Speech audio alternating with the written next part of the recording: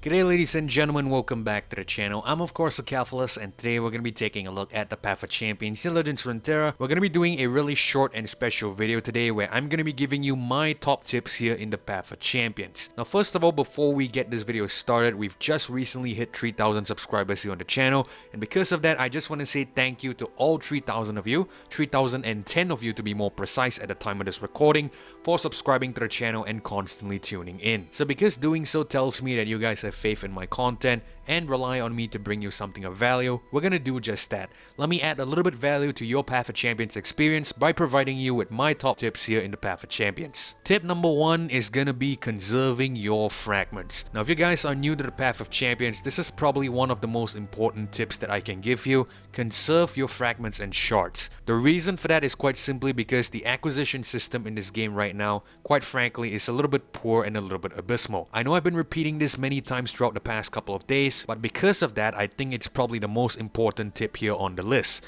Fragments are really hard to come by at the present moment, so if I was a new player, I'd conserve my fragments until I'm fully decided or invested in which champion I'd like to use. On that note, if you're looking for a list of suggested champions that you like to use, you can check out either one of the two videos in the channel card up above. It's either my favorite champions for each region, or the tier list video that I've made regarding each champion. But coming back onto the topic at hand, which is conserving your fragments, the reason why you'd want to do so is because every champion costs 30 fragments to unlock. To consequently start them up, it's gonna cost 10 to get them to star 1, 20 to get them to star 2, and 40 to get them to star 3. That could bring your total to roughly 100 fragments or so. The exact calculation should be on your screen. So basically, because of that, I highly recommend conserving your fragments, keeping your fragments, holding on to your fragments until you're fully decided on which champion you'd like to invest them in, especially if you're a new player. Tip number 2 is completing your daily and weekly quests. As you can see here, I have not completed my daily quests yet, but this is definitely something you have to do, because the daily quests are going to give you a good amount of shards, even though it's fairly little in comparison, 4, but it's still going to be really decent in the broad prospect of things, because per day you're going to get 1 quest. Every quest is going to give you 4 shards.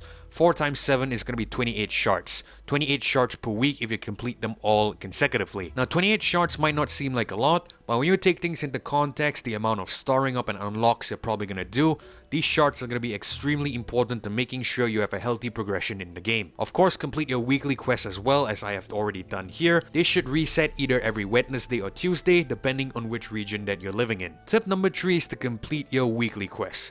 Weekly quests currently are the only constant source of reliquaries, which are the orbs that is required to unlock relics, and of course champion vaults, which is the chest required to unlock new champion shards. Currently in the game, there are only 3 weekly quests per week. The one on the left is usually the hardest, the one on the right is usually the easiest, and the one in the middle is somewhere in between. All 3 quests will give you fixed rewards, which are as follows. The highest difficulty weekly quest will give you a silver reliquary, which will in turn unlock rare relics for you. The easiest weekly quest will give you a bronze reliquary, which will give you a common relic instead. And the one in the middle will give you a silver vault, which will give you 10 shards of a random champion. One thing to note here is that all rewards are given randomly, so there's no control over what we get, which can be a little bit frustrating at times. In fact, this is probably one of the biggest issues in the POC right now. Irrespective of that, however, it's really important that you complete them, because if you've completed every single adventure here in the Path of Champions, this is the only way to get new rewards in the game. Now the next tip I have to you is to complete your story mode campaigns. Certain champions in this mode has access to unique story mode campaigns, which can be seen at the very top over here. To determine if a champion has a story mode campaign or not, simply hit on this book icon and it should be at the very top. Now if a champion has this story mode campaign, be sure to complete them as soon as you can. The highest difficulty campaign currently in the mode, which is the 2-star story campaign, will provide you with a free rare relic. Now this rare relic is fixed, and it will be awarded to you upon completing the campaign. Now there are a myriad of champions which has campaigns like this. The full list to each champion with a chapter 2 campaign and their respective rewards is in the PDF file down below. Now I do realize I mentioned to hold on to your fragments earlier, but that basically bolsters my point. You want to save your fragments for a champion that you know will benefit you greatly. For example, if I'd like to get the Luden's Tempest, the only way to do so is completing Jin's campaign, and to complete Jin's campaign, I need his chapter 2. To unlock his chapter 2, I need to get him to 2 stars. That is why I suggest holding on to your fragments unlock the champions that you really need in order to unlock the stuff that you actually need. On to some gameplay tips now. But before we get into it, full disclaimer, this segment of the video is unique to how I would play the POC, therefore you may or may not have a different approach, so feel free to let me know your thoughts down in the comment section down below. Tip number 4 is saving your rerolls.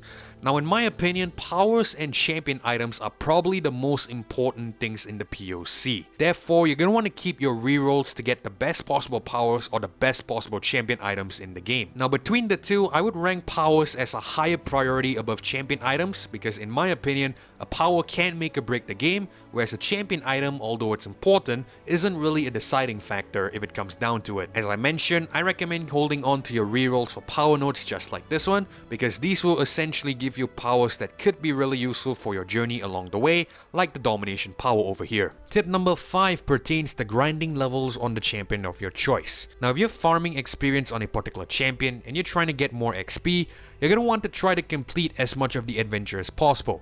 The way this game works is that it rewards the XP based on the amount of battles completed, which means the further you go into the adventure or the deeper you go into the adventure, you're going to get more XP for it. Here's a secret that some of you may or may not already know. Some adventures offer you extra battles. If we zoom out on this map here, there's actually 2 extra battles if we head to the left compared to the right, which is over here and over here. One important thing to note about XP farming is that vicious enemies, which are these red nodes over here, do not contribute to higher XPs. Tip number 6 is maintaining or keeping a small deck.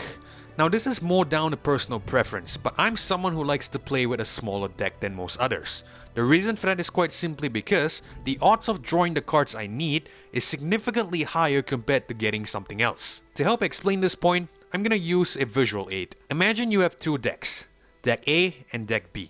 Both decks have 40 cards, but Deck A has 2 copies of 20 cards, whereas Deck B has 1 copy of 40 cards. Now which deck do you think will get a higher odds of drawing the card I want? If you guess Deck A, you're correct, because essentially the odds of drawing the card I need from Deck A is 2 out of 40, which puts the ratio or odds at 1 out of 20. Whereas in Deck B, the odds of drawing a specific card is going to be 1 out of 40. Now obviously that's just a really simple explanation. There's a lot of permutations and conditions coming into play here. The more cards you put into your deck, the lower your chances of drawing the cards you need. Of course, if you add the same card into your deck, even though you're increasing the amount of cards inside it, you're still going to increase the odds of you drawing that specific card. But the general rule of thumb that I personally like to adhere to is to not purchase every single thing that you see in the shop, which is why I personally like to keep a small deck. It's gonna allow me better chances of drawing the cards I need when I need it. Tip number 7 is upgrading your champions. Now once again, this is down to personal preference.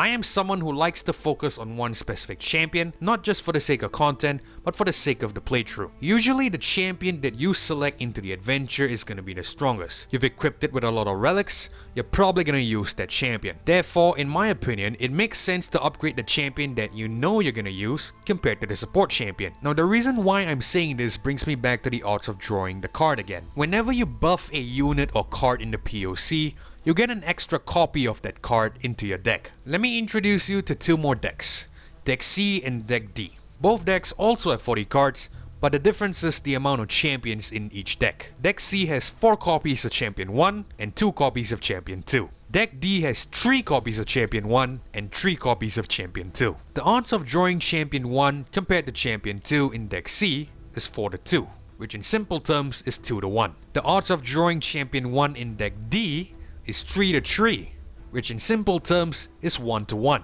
Therefore, the odds of getting the champion that you need in Deck C is much higher than the odds of getting the champion that you need in Deck D. Now this brings me to another tip that I like to give you. Avoid picking up too many champions. Let's introduce yet another deck, Deck E. In Deck E, there are 3 copies of Champion 1, 2 copies of Champion 2, and 1 copy of Champion 3. Now the odds of drawing Champion 1 in that deck is the same as in Deck D. There's 3 copies of Champion 1 and 3 copies of an unnecessary champion. Once again, the ratio is 1 to 1, which puts it at a disadvantage compared to deck C, which has a 2-to-1 ratio because there's more copies of Champion 1. Now my final tip for today is to have fun. The most important thing when you're playing the Path of Champions, in my personal experience, is to just have fun. Because at the end of the day, you need to grind a lot to get stuff you need. If you're not having fun grinding, you're probably not going to have fun playing the game. And when you're not having fun playing the game, you're not going to want to play the game consistently. And because you're not going to want to play the game consistently, you're not going to be able to unlock the things you need. Therefore, it's really important that you do not stress about the POC and you just approach it as a light and casual game mode.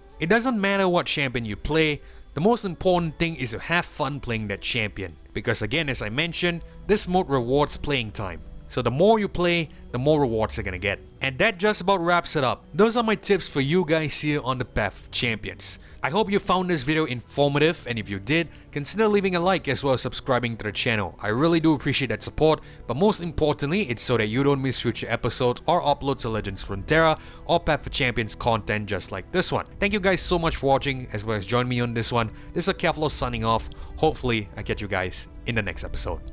Goodbye.